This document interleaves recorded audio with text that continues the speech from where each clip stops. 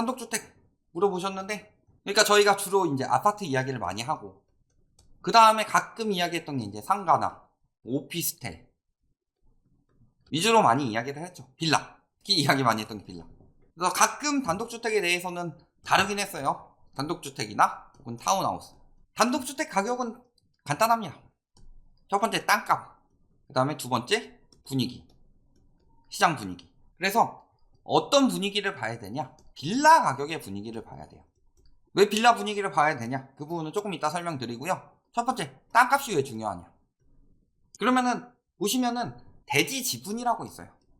아파트 같은 경우는 요만한 땅에다가 건폐율 낮게 해가지고 한 뭐 20% 이 정도로 해가지고 높게 짓죠. 그래서 요만한 땅의 세대수가 엄청 많아요. 그러니까 내가 34평짜리 집을 샀어요. 그러면은 요 아파트에서 내가 대지 지분이 34평을 가지고 있느냐? 아닌데도 많이 있죠. 그런데 단독주택 같은 경우는 일단 땅을 사요. 그래서 우리나라 같은 경우는 이제 타운하우스라고 이야기를 많이 하는데, 요거 단독주택이랑 타운하우스는 엄연히 이야기하면 다릅니다. 근데 우리나라에서 타운하우스라고 이야기하는 곳들도 대부분 다 단독주택이야. 그래서 차이점을 보면요, 단독주택 같은 경우는 땅이 이렇게 있죠. 여기다가 이렇게 주택을 지어요. 나 혼자 살고.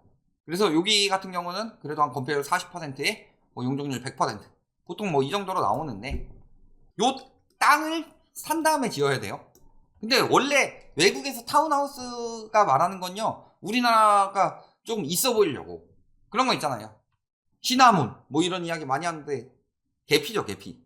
그래가지고 막 농담 그 유머 사이트 같은 데 가면은 이런 거 있잖아요. 시나몬 뭐 시켜가지고 개피 좋아하시나 봐요. 아니, 개피는 안 좋아해요. 시나몬을 좋아합니다. 이런 느낌으로 그냥 이름만 외국 이름 붙여가지고, 저게 과거 단독주택과는 좀 차별화된 뭔가 특별한 주택인 것 같아 보이는데, 우리나라에서 말하는 타운하우스의 대부분은 단독주택이고요. 진짜 타운하우스는 이거예요. 이게 타운하우스예요. 그래서 아파트 같은 경우는 뭐 여기도 뭐 나뉘긴 하겠지만 한 층을 쓰죠. 보통 집이 있으면은 한 층 내에 다 들어가 있죠.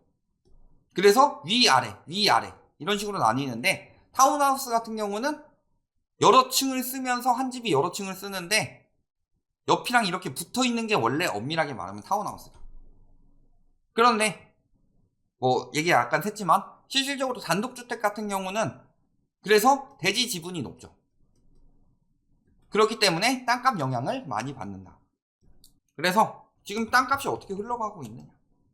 야, 건설사들 땅값 미납하고 있다 뭐 이런 거 말고, 땅값이 지금 떨어지고 있습니다.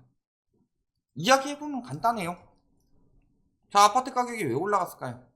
아파트 갑자기 또 단독주택에서 아파트로 가는데, 아파트가 우리나라 집값 여러가지 부동산의 중심이니까, 외국 같은 경우는 땅이 중심인데 우리나라 같은 경우는 아파트가 중심이죠. 왜냐면 갭투기가 있기 때문에. 그랬을 때 아파트 가격이 왜 올라갔을까요? 당연히 땅값이 올라서죠. 야, 아파트 가격은 오를 이유가 없어요. 가만히 냅두면 노후화 되는 데다가 누구한테 빌려줬어요. 더 떨어지는 거죠. 감가상각이 되는 건데 아파트 가격이 계속 올라간 이유는 땅값 때문이에요. 그러니까 즉 우리나라 아파트에는 갭투기가 들어오기 때문에, 갭투기를 하면서 아파트 가격이 올라가게 되니까 아파트 가격이 올라간 것 자체가 땅값이 올라가게 된 거다. 그래서 땅값이 올라가게 되면서 파생되는 게, 저번 시간에 뭐 상가 중심으로 이야기를 했지만 오피스텔 이런 수익형 부동산부터 그 다음에 빌라, 단독주택 이런 주거용 부동산까지, 요즘은 오피스텔이 수익형이 아니라 주거용으로 가고 있다고 하지만 이런 것까지 전반적으로 영향을 미치면서 가격을 올리게 된 거다. 그런데 지금은 땅값이 떨어질 수밖에 없는 상황이죠. 왜? 예전 같은 경우, 예를 들어 2008년 글로벌 금융위기 이전 같은 경우에는 땅값이 올라갈 수 있었죠. 그런데 전세 가격에 거품이 끼진 않았죠. 근데 글로벌 금융위기 터지고 나서 전세 자금 대출을 풀면서 전세 가격 거품이 생겨나기 시작했다. 그러면서 아파트뿐만이 아니라 뭐 다른 데도 갭투기가 가능하긴 하지만 아파트를 중심으로 가격 거품이 굉장히 뻥튀기가 됐어요. 그럼 가격 거품이 굉장히 뻥튀기가 됐는데, 빠지는 거는 당연히 더 빨리 빠지겠죠. 그래서 20년 5월부터 전세 거품이 거의 21년 6월, 7월 요때까지 전세 거품이 엄청나게 꼈죠. 그 뒤에부터 조금씩 빠지기 시작했는데 요 시기에 전세 거품이 엄청나게 끼고 요걸 중심으로 매매 거품이 엄청나게 꼈기 때문에 22년에 집값, 전세값 하락이 굉장히 가속화됐던 게 요때 엄청나게 더블로 거품이 끼었기 때문에 그런 거예요. 그 거품은 다 뭘로 끼었다? 대출로. 그러니까 우리나라 부동산 시장 자체는 거품이 굉장히 크다. 자, 그랬을 때 그러면 여태까지 땅값이 빠진 적이 없어요. 왜 땅값이 빠진 적이 없느냐? 빠질만 하면은 우리나라에서 계속 부채를 통해서 샀으니까 비싸게. 그러니까 땅값이 빠지지 않은 이유는 가계부채가 빠지지 않은 이유랑 같아요. 그래프 하나만 볼게요. 자, 보시면요, 우리나라는 가계부채가 GDP 대비로 가계부채가 빠지지 않고 있습니다. 땅값이 계속 올라간 이유요? 소득은 올라가는, 물론 소득이 올라가서 소득 대비로 땅값이 올라갔으면 괜찮죠. 그래서 소득이 매년 2%씩 올랐는데 땅값이 매년 2%씩 올랐다. 그거는 자본주의의 당연한 논리예요. 그래서 이걸 가지고 사람들이 화폐 가치 하락으로 집값이 계속 올라갈 수밖에 없다. 이런 여론을 만든 거고. 그런데 문제는 소득은 이렇게 오르는데 집값이나 땅값은 이렇게 올라요. 그러니까 한 번씩 이렇게 오르니까 한 번씩 이렇게 빠져가지고 정상화 됐다가 빠지고 이런 식으로 진행이 되고 있는 거예요. 그랬을 때 이 거품이 뭐 때문에 꼈느냐? 대출 때문에. 근데 2008년 이전에는 주택담보대출 때문에 꼈다면은 2008년 이후에 한번 가격 쭉 빠지고 그 다음에 지금 거품 낀 거는 주담대 플러스 전세자금 대출까지 같이 꼈기 때문에 거품이 엄청나게 크게 낀 거예요. 그러니까 이 가계부채가 빠지게 되면은 거품이 엄청 붕괴가 되겠죠. 그런데 문제는 가계부채가 지금 굉장히 위험 수준이라는 거죠. 미국의 가계부채, GDP 대비 가계부채가 80% 수준인데 오늘 기사 떴어요. 미국도 지금 가계부채 위기를 맞고 있다. 우리나라는 더 심각하죠. 그러니까 당연히 땅값이 떨어지게 될 상황이고, 땅값이 떨어지는 이유는 당연히 그 전에 주택이나 상가 가격 등 주거용 부동산 또는 수익형 부동산의 가격이 떨어질 수밖에 없는 상황이에요. 왜냐면은 거품이 너무 많이 쌓여서 이제 상가는 다 힘들어요. 건물주도 힘들고 세입자도 힘들어요. 건물주도 월세 받은 걸로 대출 이자 내느라 바쁘고, 세입자도 열심히 번 걸로 대출 이자 내고 프랜차이즈 가맹비 내고 임대료 내고 카드 수수료 내고 하면은 돈이 없으니까 사람도 고용 못하는 거예요. 그러니까 최저임금도 엄청나게 비싸게 느껴지는 거고. 근데 그렇게까지 많이 거품이 쌓였기 때문에 얘네가 빠지게 되면은 당연히 땅값은 빠지게 될 수밖에 없다. 이게 이제 시작된 거고. 또 두 번째, 빌라를 봐야 된다고 했죠. 빌라 상황을 봐야 되는 이유. 자, 빌라 가격이 올라가게 되면 단독주택 가격이 올라가게 됩니다. 왜요? 왜냐면은 빌라 수요가 늘어난다. 이게 단독주택 수요가 늘어나는 이유인데, 빌라는 어디다 짓느냐? 맨 땅에 빌라 짓진 않아요. 빌라는 싼 것도 있지만 좋은 자리에 싸게 들어와야지 사람들한테 인기가 있는 거지. 저기 갑자기 빌라 짓는다고 해가지고 아까 이야기한 저기 방사능 가습기 있는 데다가 빌라를 지어봐라. 누가 살겠냐? 비싸게 사겠냐? 말이 안 되는 거죠.